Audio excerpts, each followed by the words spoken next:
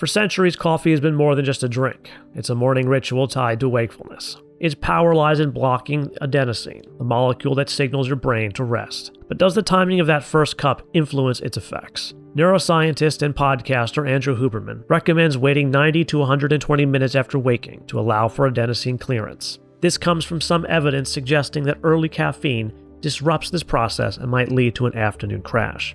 Many people wake up in the morning, they drink caffeine within 10, 20, 30, sometimes within 2 minutes of waking, and they feel more alert, naturally. That makes sense because of the effects of caffeine in blocking the effects of adenosine that I talked about earlier, and its effects on other neurotransmitter systems.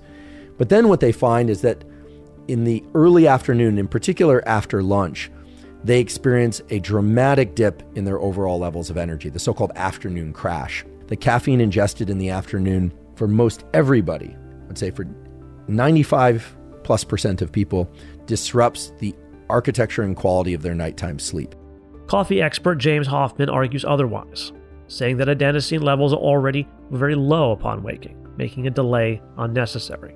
Although research supports limiting caffeine intake to before the afternoon, does delaying your first cup actually make a difference? Your levels of adenosine are at their very lowest upon waking. It accumulates during the day, in theory makes you sleepy towards the end of the day, and then while you're asleep, adenosine levels come down, and so when you begin your day in those first 2 hours is theoretically when your adenosine at its lowest. Why then am I worried about drinking coffee at that point when, if caffeine is an antagonist that stops adenosine working, well, there's not much adenosine around anyway, so why worry about caffeine impacting me when it's not going to do much? It's not going to interrupt a signal that isn't very strong.